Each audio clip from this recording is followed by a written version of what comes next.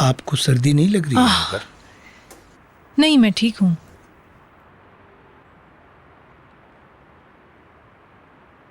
मैंने आज आपको तकलीफ पहुंचाई।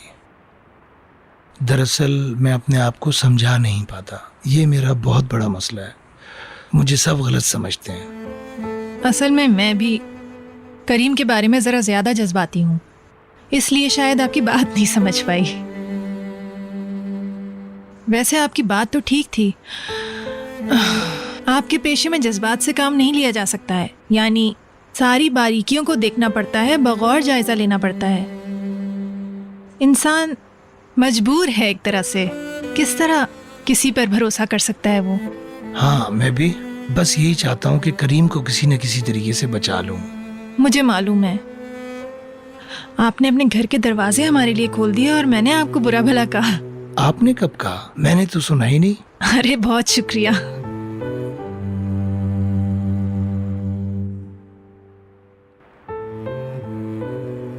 मुझे वाकई में बहुत खुशी है कि आप लोग यहाँ हैं। आप लोगों के आने से इस घर में रौनक आ गई है। अब ये पहले तो सिर्फ और सिर्फ एक मकान था, और जब से आप लोग आए हैं मुकम्मल घर बन गया है। बहुत बहुत शुक्रगुजार हूँ आप लोगों का।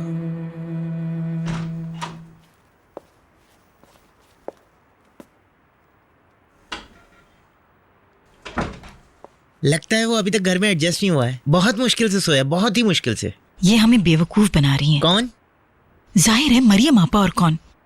वकील साहब के साथ चक्कर चला रही हैं और समझ रही हैं कि हम कुछ नहीं जानते। तुम ऐसे नहीं बोलो, खामखा इल्जाम नहीं लगाओ किसी पर। राहिमी, मुझे यकीन है जो मैंने देखा है। तुम खुद भी देख लो।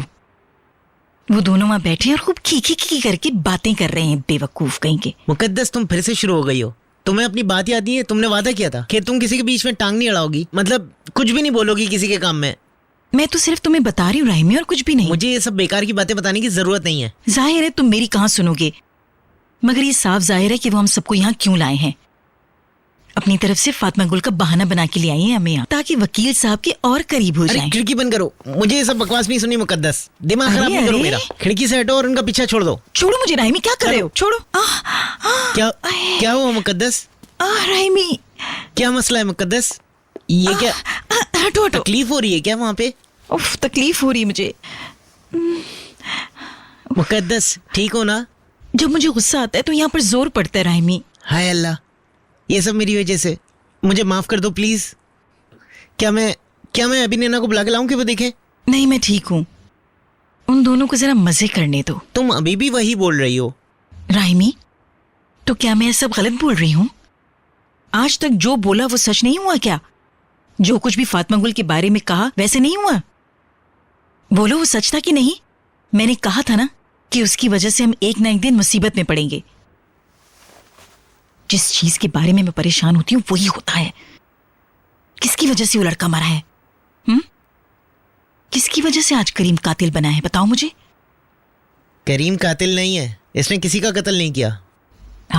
दो जवान लड़के, अल्लाह उनको बचाए, एक कब्र में है तो दूसरा जेल में, और हम हैं कि उस पर भरोसा कर रहे हैं जिसको हम सही तरह से जानते भी नहीं। अगर ये सब फातिमा गुल का कसूर नहीं तो क्या मेरा कसूर है? बोलो राहिमी। अरे राहिमी, फिर से दर्द हो रहा है। अच्छा ठीक है, तुम बोलना बंद करो और गुस्सा भी ना करो तुम। तो फिर तुम भी मुझे गुस्सा मत दिलाओ राहिमी। अच्छा ठीक है, मैं चुप हो गया बस। मैं पीने के लिए पानी लेने जा रहा हूँ, तुम्हें क्या चाहिए? मेरे लिए गर्म दूध ले आओ। दूध? अच्छा ठीक है, मैं लेकर आता हूँ। बल्कि मैं अपने लिए भी दूध ही लेकर आता हूँ।